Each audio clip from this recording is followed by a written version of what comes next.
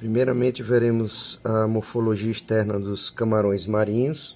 Aqui é um Peneoidea, o Lithopeneus vanamei, uma espécie cultivada exótica aqui no Rio Grande do Norte. Posteriormente nós veremos a morfologia externa e interna dos Brachyura, e o organismo que a gente vai analisar é o caranguejo-sar, ursos cordados. Então, como nós comentamos na aula, o animal é dividido em região cefalotorácica, anteriormente região cefálica, região torácica. Essa estrutura aqui é denominada de carapaça, e posteriormente nós temos a região abdominal, tá? Então vamos verificar o animal da região posterior até a região, da região anterior até a região posterior do corpo. Então, analisando o que foi dito na aula, o animal começa com as estruturas da região cefálica. Então, na região cefálica, a gente tem as estruturas sensoriais, onde começamos aqui a verificar as chamadas antênulas. Então, essa estrutura aqui que parece uma escama, eu vou falar posteriormente, tá?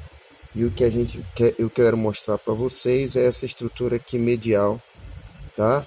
Essa posterior, essa do lado direito, essa do lado esquerdo, que apresentam duas rebarbazinhas aqui bem anterior, tá? Essas aqui são as chamadas antênulas. Eu falei para vocês, os crustáceos apresentam dois pares de antenas. Então essas duas primeiras aqui, essa e essa, são as antênulas, né? Nulas, já expliquei para vocês, são as estruturas pequenas. Então são as antenas menores que têm função sensorial, química, de percepção do animal ao meio externo, tá? Então a primeiro somito cefálico, a gente tem as antênulas. Posteriormente a gente tem as chamadas antenas, que são essas que vocês conseguem observar com grande facilidade.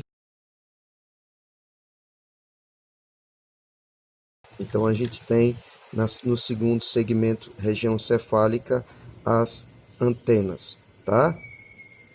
Essas duas estruturas que eu estou separando aqui, desse lado e desse lado, são estruturas que dão ao animal a capacidade de planar na água. Como todos sabem, o camarão ele é um animal que tem capacidade natatória, e quando ele para de nadar, ele tem que descer, né, da água, ele tem que aterrissar até o substrato, planando, para que ele não vire o corpo, né, ele não faça isso. Então ele nada e depois ele vai descendo devagarzinho, né, numa posição que favoreça ele a se fixar, né, se estabelecer ao subsolo, ao sedimento, de forma que ele possa se locomover. Então nesse momento esse animal ele abre, né, as estruturas finais, aqui os urópodos na região posterior, e também aqui, né, essa estrutura que se chama escafocerito. Então esse par aqui lateral e a estrutura posterior do corpo, localizada aqui, ajuda o animal a planar e conseguir, né, se estabelecer ao solo de uma forma que o favoreça a locomoção.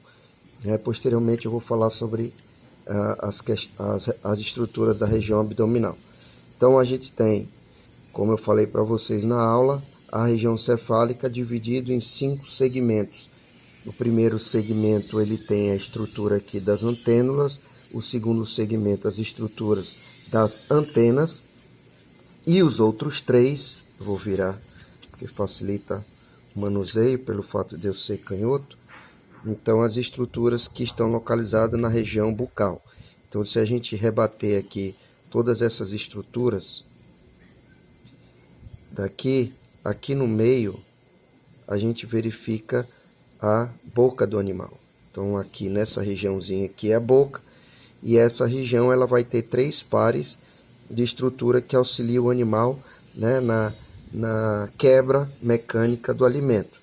né? Como eu falei na aula, o animal possui mandíbulas, um par de mandíbulas, um par de maxílulas e um par de maxilas. Elas estão localizadas, então, nessa região bucal aqui, tá?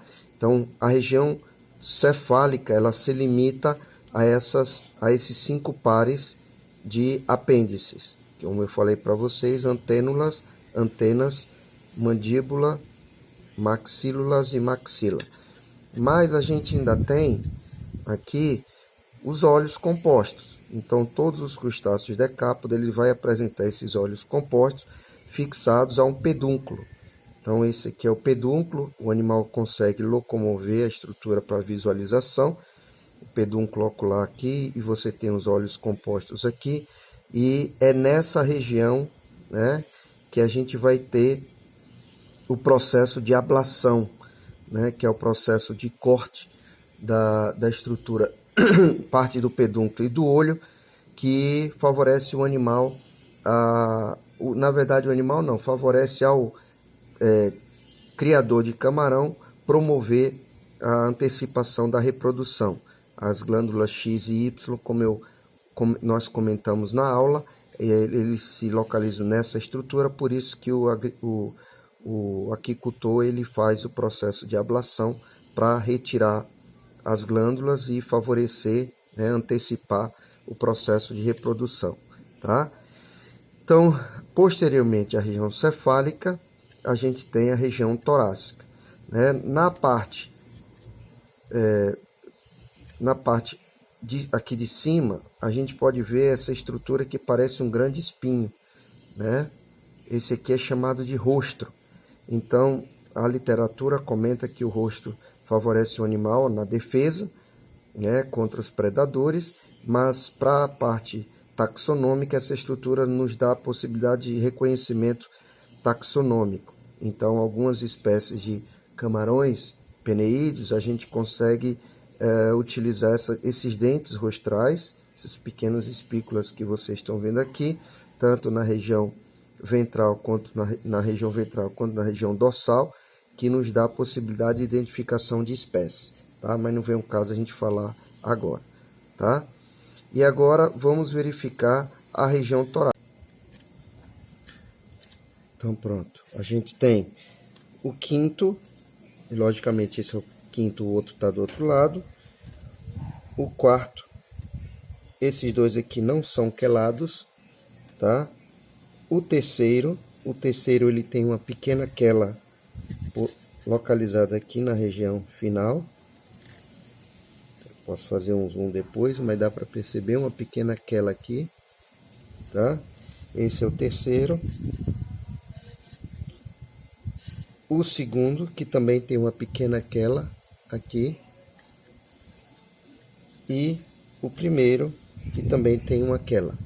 Então, nesse grupo aqui, dos dendrobranquiata, a gente vai ter os animais apresentando 5 pares de, como está localizado na região do péreon, região torácica, são 5 pares de pereiópodos, como nós falamos na aula. O primeiro, o segundo e o terceiro, nesses camarões, são quelados. O quarto e o quinto não são quelados. Essas quelas, né, essas pinças, elas favorecem o animal, né, na manipulação do alimento, né, e outros processos também comportamentais. Mas aí vocês ainda estão vendo outras estruturas aqui, que elas são mais... que elas podem ser do tamanho dos periópodos ou não. Então você tem esse aqui, depois do quinto você tem 1, 2, e o terceiro mais aqui dentro, onde essas 3 anteriores a gente chama de maxilípedes. Então, os maxilípedes, eles vão estar localizados anteriormente aos periópodos, né? E posteriormente os maxilípedes a gente vai ter 5 pares de periópodos, tá? Por isso que esses animais eles são chamados de decápodos, tá? Então, basicamente, a gente tem da região cefalotorácica, a gente vai ter 2 pares de antênulas, 2 pares de antenas, um par de mandíbula, um par de maxila, um par de maxílula na região da boca, 3 pares de maxilípedes e finalmente na região torácica aqui finalizando, né, os 5 pares de periópodos, tá? Outras questões que é interessante a gente verificar é que toda vez que vocês compram esses camarões, ele tem essa coloração meio alaranjada aqui na região final do cefalotórax. Essa coloração alaranjada é justamente uma estrutura aqui, o hepatopâncreas, localizado exatamente aqui próximo, né, do coração. E nesse hepatopâncreas ela é uma estrutura muito frágil, e no momento que o animal morre, ela acaba estourando, ficando essa coloração aqui meio alaranjada. Como nós já falamos na aula, o hepatopâncreas ela dá ao animal a capacidade, né, de armazenamento, por exemplo, de energia, através de gordura, justamente para promover os processos de reprodução e crescimento. Tá? A gente vai ver isso também nos caranguejos. Então, a região cefalotorácica, nós já definimos aqui, é bem fácil de ser identificado. Tá? E agora nós vamos para a região abdominal. Então, como foi comentado na aula, a região abdominal, nos camarões, ela é uma estrutura bem mais desenvolvida do que nos caranguejos. O animal tem uma estrutura super muscularizada nessa região, porque favorece o animal o comportamento de fuga. No momento que o animal se sente ameaçado, ele contrai o abdômen, ele abre esse leque caudal, contrai o abdômen e o animal acaba se deslocando para trás, promovendo uma tentativa provável de fuga com o predador, do predador. Mas a região abdominal ele vai ser dividido também em somitos, em segmentos.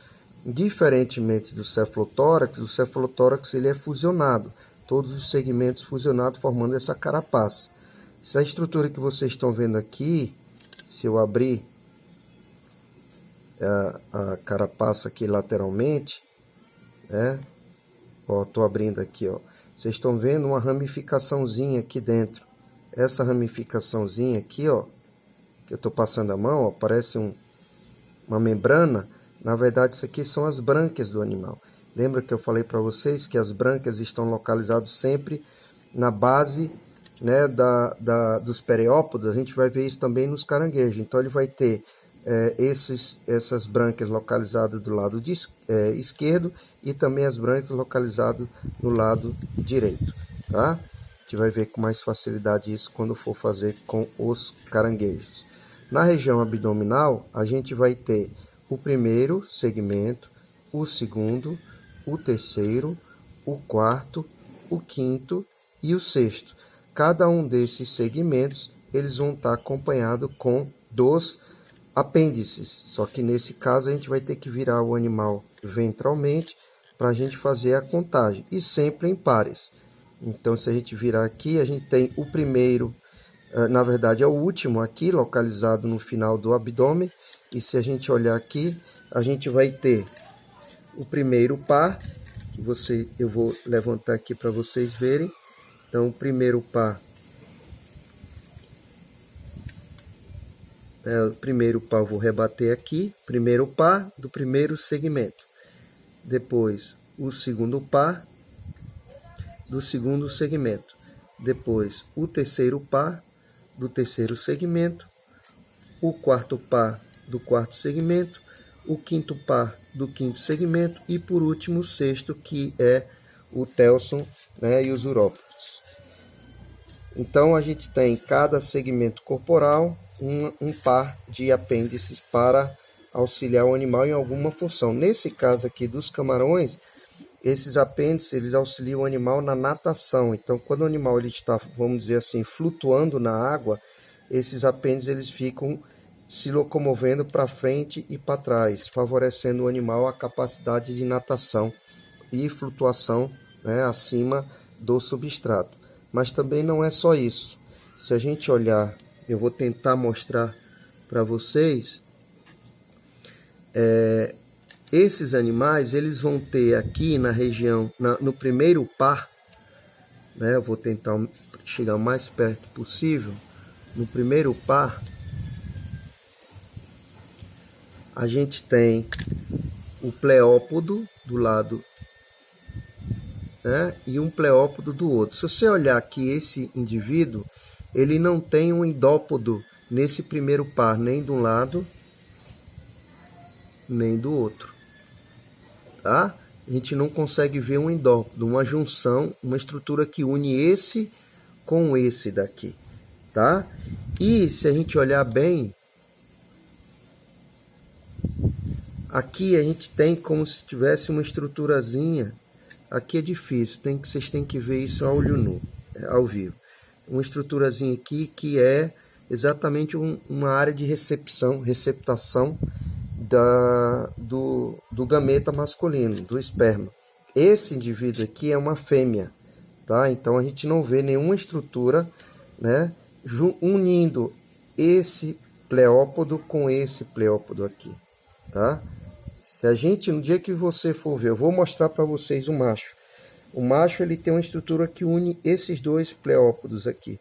Quando não tem, ou é um jovem, mas esse caso aqui não é um jovem, é uma fêmea adulta, porque nesse tamanho o animal já tem a definição de ser macho e fêmea. Macho e fêmea, de adulto ou jovem. Aqui já é um adulto. E nesse caso é uma fêmea. Outra coisa que vocês têm que observar é essa linha que vocês estão vendo percorrendo toda a região ventral, né, do abdômen. Lembrando que na aula nós comentamos que a região do sistema nervoso ele está localizado ventralmente ao animal. Então essa estrutura aqui é o cordão nervoso que está percorrendo ventralmente o corpo do animal até a região posterior, tá? Até próximo ao ânus, que é bem aqui nesses animais.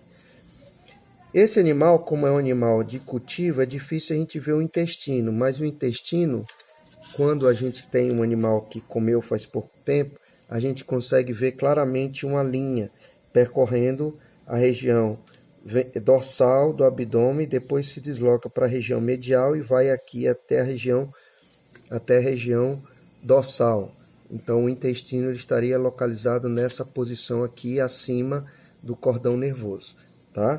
Então a gente tem aqui esses segmentos, né? Cada segmento desse, né, do exoesqueleto sobrepõe ao posterior. Então esse fica acima desse, que fica acima desse, que fica acima desse e que fica acima desse e finalmente fica acima do último, formando uma estrutura de proteção como se fosse uma armadura, tá? Região que a gente normalmente, né, come quando quando compra o camarão.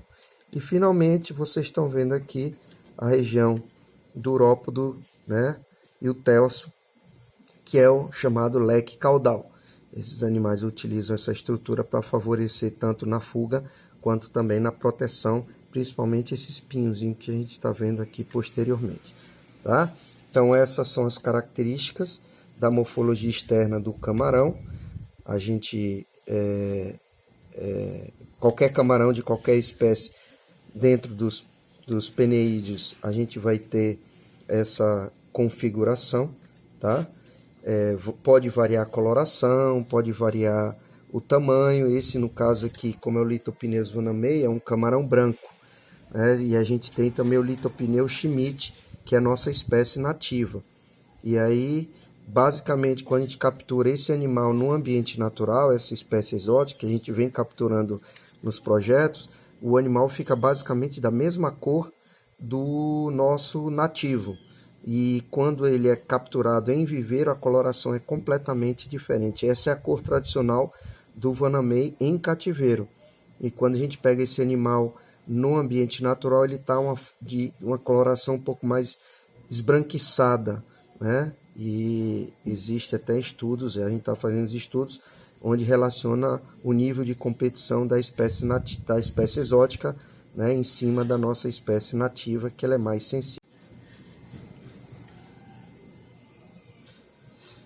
Vou mostrar aqui para vocês a diferença do macho para a fêmea, tá? Então eu peguei dois indivíduos machos, só para vocês verem a diferença. A gente tem nessa estrutura Não sei se vocês conseguem ver, mas tem um botãozinho, como se fosse um botãozinho saindo do pleópodo de um lado e um botãozinho saindo do outro. Esse aqui tá mais pregado, mas eu consegui tirar, ó. Tá vendo aqui, ó? Então é um endópodo aqui saindo de um lado e saindo do outro, certo? Então esse animal ele é um subadulto. Por quê? Porque essas duas estruturas não se fusionaram formando um Y aqui no meio, tá? Então isso aqui é um macho, mas é um macho subadulto justamente porque a gente não consegue ver a fusão das estruturas localizadas no primeiro par de pleópodos. Tá? Dá para ver aqui ó, o tamanho dessa estrutura aqui, tá? E ao passo que a gente tem essa outra aqui. Perdão, nessa aqui, é aqui, ó. Essa aqui do lado e essa aqui do outro.